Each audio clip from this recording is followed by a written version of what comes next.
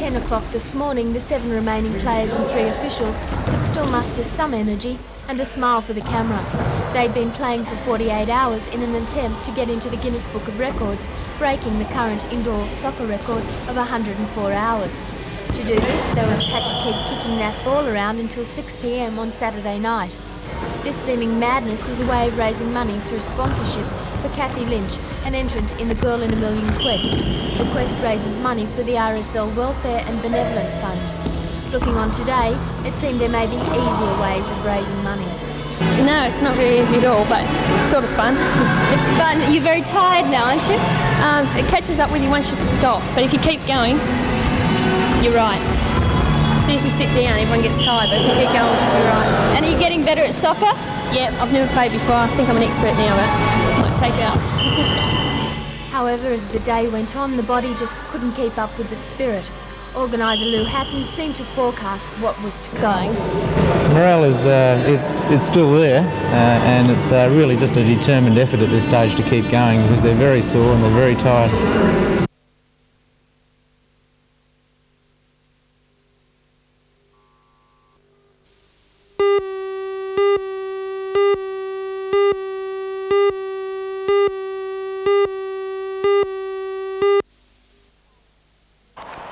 Nearly 500 teams from around New South Wales competed in the week-long carnival, which is the largest of its kind in the world. In the finals today, 3 teams, Charlestown, Valentine and Warners Bay, reflected the high level of local skill by competing in the Section 1 finals. Section 1 finalists are those who have gone through the carnival undefeated. Charlestown Bowling Club remained undefeated after 12 games throughout the week to become the overall champions. The team consists of Judy Cutmore, who only took up bowling 16 months ago, Eva Atkinson, a keen bowls player with 10 years' experience, Norma Liddell and Grace Bailey, the team captain. Grace said the week featured some very good bowling, with their team having to play extra ends after a tied score on 3 games.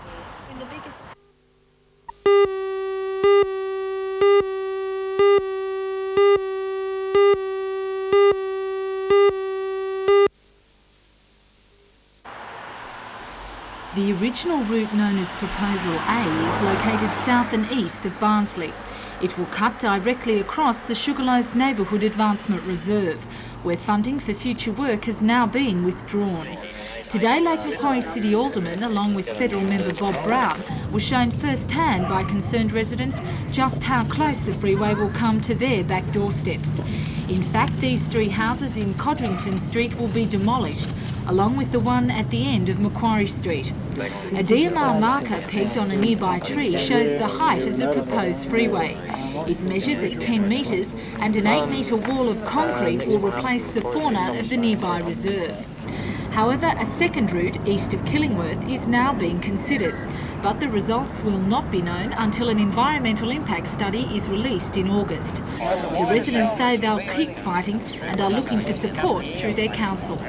Well, council naturally is sympathetic to people when they are showing us that it certainly appears to have great difficulties as it's set at this particular time. And that's why we are looking at it today. Will you be supporting the residents in their fight against Proposal A? Well, certainly we will support the residents if we feel that they are being sufficiently affected, no matter where or what it's about. On a recent trip to the region, Minister for Roads Laurie Brereton said that the residents' concerns were being heard, but stressed that time is running out for completion of the Bicentennial project. Well, of course their voice will be heard, but at the end of the day, the very important thing is to make sure that the motorists of this state have a first-rate national highway system between Sydney and Newcastle. It's imperative that we get on and construct that road. That's why the environmental studies are being carried out. That's why the residents' voices are being considered, and that's why decisions will be taken very quickly so that the road can be finished on schedule by the end of 1988.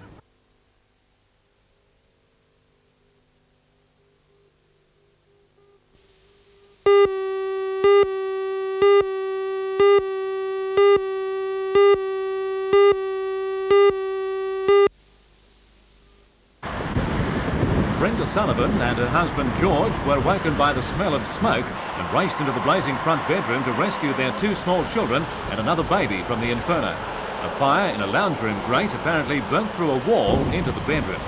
Police say it was the first time the Sullivans had used the open fireplace in their rented house this cold season.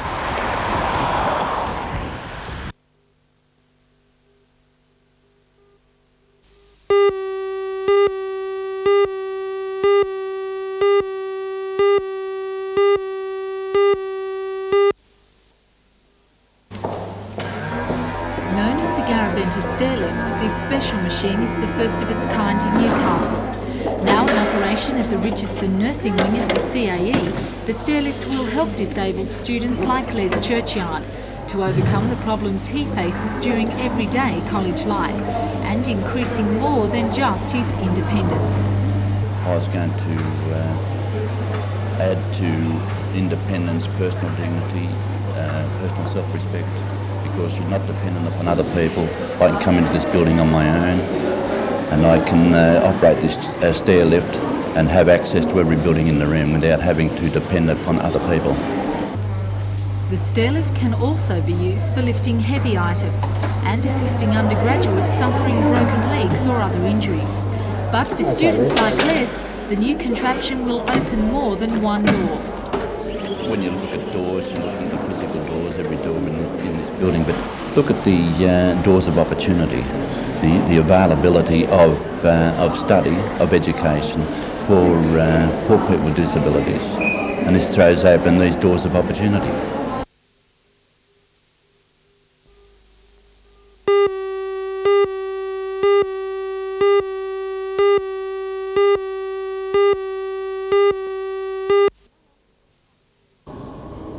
It's not often you're paid to get a suntan, but for 30 volunteers taking part in a study at NewMed, it's all in the name of science.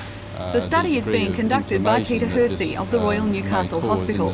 It will aid research on the skin cancer melanoma by looking at the effects of sun exposure on the immune system of the skin.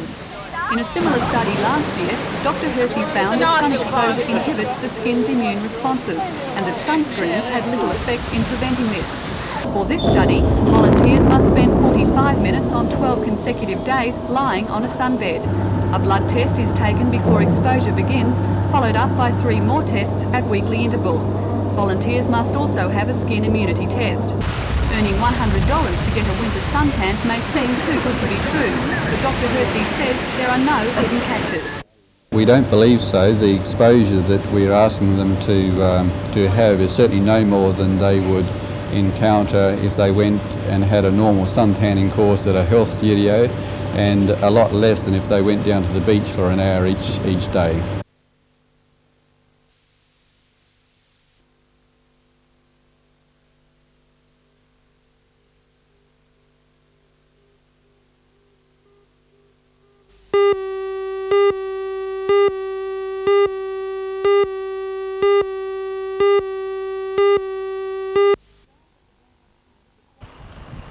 The quiet of the Belmont Pines Caravan Park has been interrupted by earth-moving equipment upgrading the access road, the first step in the council's long-term plan to make the park a major tourist facility. The 36 permanent residents were told mid-March that all but 10 would have to find somewhere else to live. The council said the 10 would be allowed to stay to discourage vandalism. The permanent residents, many of them elderly, complained of the high costs and emotional strain they would face if forced to move. They formed a protest group and enlisted the strong support of the Newcastle Trades Hall Council and State Member Don Bowman. They also met with the Mayor, Alderman Jeff Pasterfield, who has now recommended to Council against forcing the residents out. The Council has agreed to postpone the redevelopment until the number of permanents has been reduced to 10 by natural attrition. When the numbers of permanents are reduced to what Council feels it ought to be in a tourist park, then I think we'll be able to proceed at that time.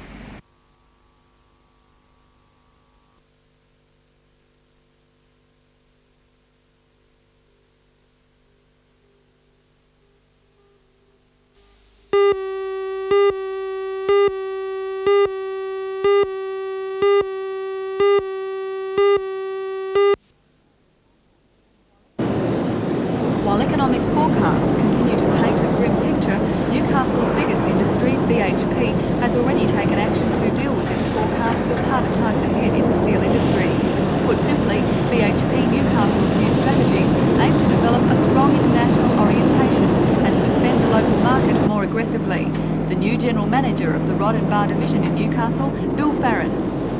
Well, I think in the short term we might have a little tough time in that our markets are in some part threatened by some downturn in particular market segments, threatened by our competition, which is essentially mini mills both within Australia and outside Australia. But we've got great faith in the future. We're spending a lot of money here, but more than that, we've got a commitment to make ourselves internationally competitive and to get everybody to understand where we're going.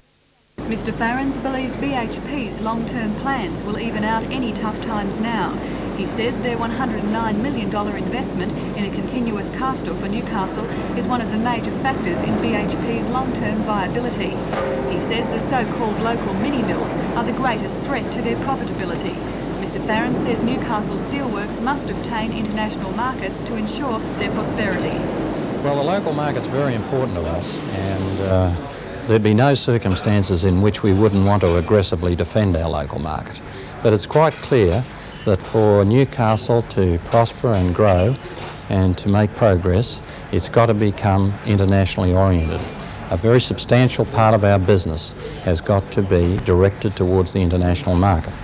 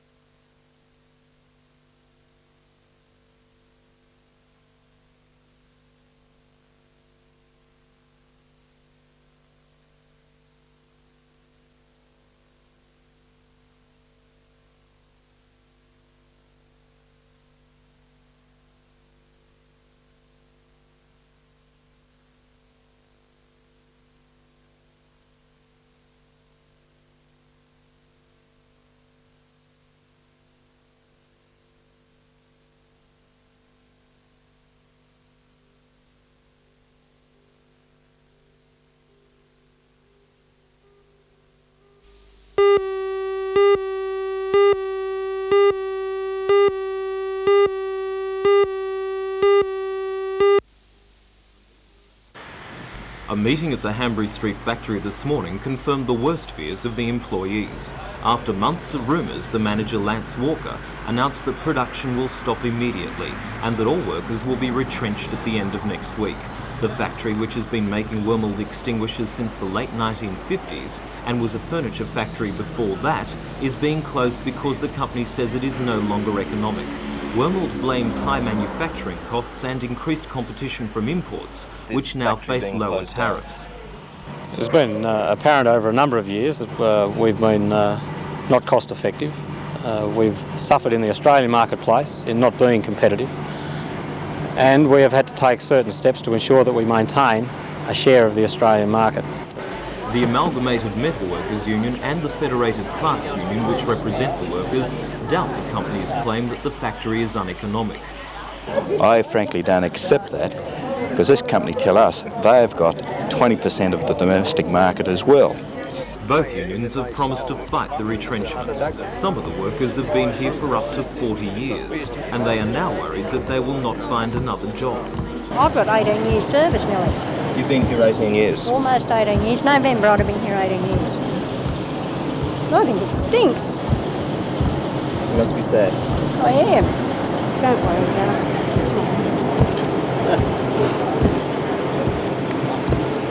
The unions have appealed to the Federal Commerce and Industry Minister, Senator John Button, to save their jobs, but most of the workers now look likely to join the long line of unemployed.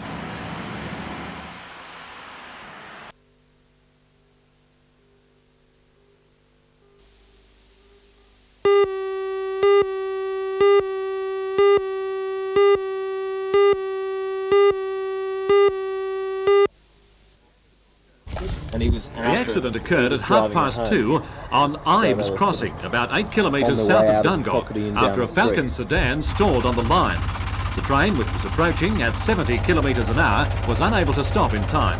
It struck the vehicle, forcing it off the rails and into the post supporting the crossing's cattle gates. The middle-aged driver, Douglas Charles Ive of Wallarobba, and his passenger, neighbour Hazel Cox, were first taken to Dungog Hospital and then to Newcastle.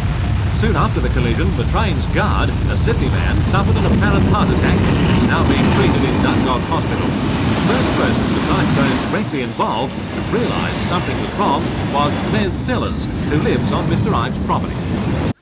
Well, I was in my garage over there and I walked out and I saw the train pull up and I knew there'd been an accident. What'd you do? I went down to the cow yard and told John Geary. The XPT locomotive suffered only scratching and continued its journey to Sydney, arriving at Broadmeadow an hour and 10 minutes behind schedule.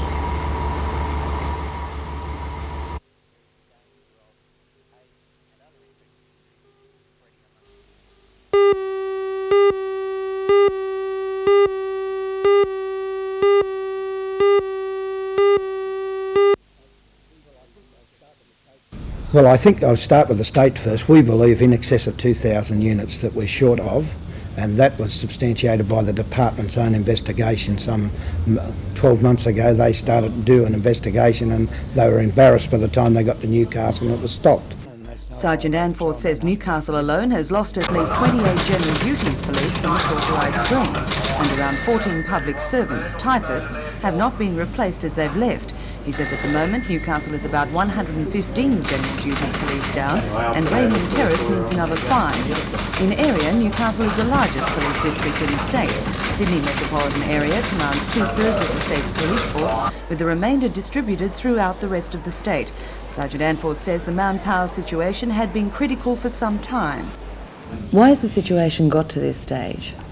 Well, that's a good question. I'd like to be able to answer that. We've got 101 answers for it, but we believe that a lot of these squads, while they're very active and while they're doing what they've been put there to do, and the fellas are very dedicated, we believe that most of those squads are a political proposition rather than a need.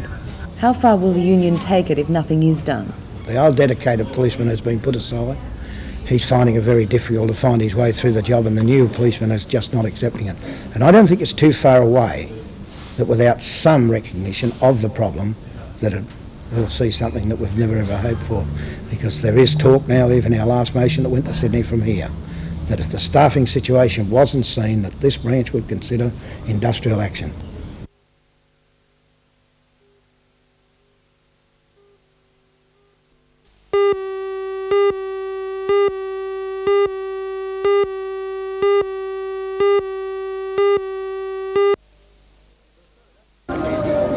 The third annual Tocal Small Farms Field Days was well patronised today for the opening day of the 2-day event. It's aimed at giving people on small farms every skerrick of information on a myriad of topics that affect them. The organisers say the field days will appeal to more people than just those already on small farms. Well, I think the field days attract a wide range of people. Basically it's aimed at small farmers, but I think we get home gardeners, commercial farmers and small farmers. Last year, 7,000 people turned up in very wet conditions for the event, and the organisers say the roll-up for day one has been encouraging. There are nearly 100 commercial exhibits, and they range from the obvious, such as tractors, fencing, pumps and agricultural supplies, through to finance and the Shepparton County Council. Once again this year, they're holding lectures and practical farm demonstrations. Both these are aimed at people who are just beginning their small farm or are just thinking about it. On top of this, there is also a display of cottage crafts. The organisers say the event attracts a lot of commercial farmers as well as their hobby counterparts. This year's Small Farms Day has anything the small farmer could possibly want or need, and if the weather holds out, the organisers are hoping for a record crowd.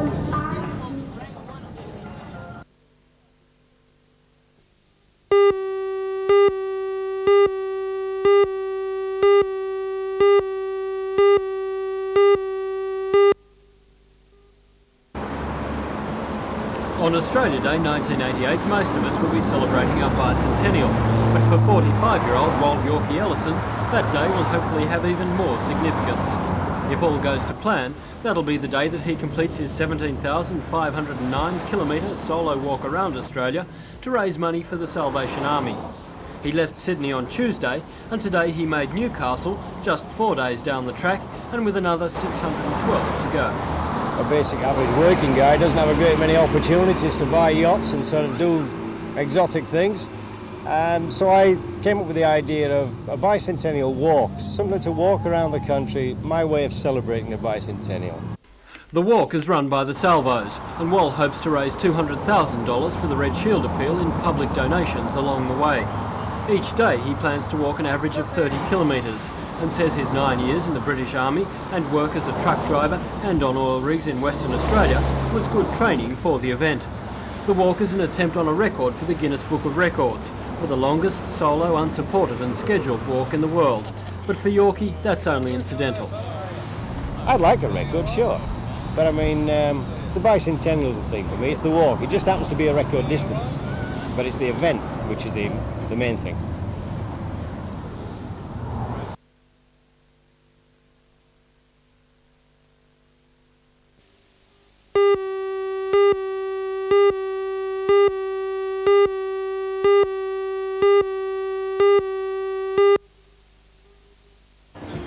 Hello, I'm Mark Warren. Visitors to Kincumber Mountain on the Central Coast will not only be able to take advantage of the great views now, but be able to take advantage of the latest amenities.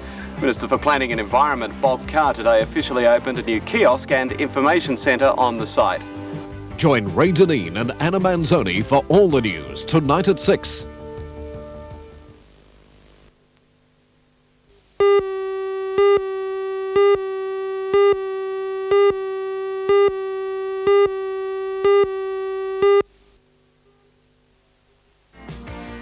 Coal and Allied Industries today showed off the newest addition to its fleet, the MV Wallara, to leaders in the coal and transportation industries. The self-discharging coal carrier is due to make its first run between Catherine Hill Bay and Newcastle on Thursday. Join Ray Deneen and Anna Manzoni for all the news tonight at 6.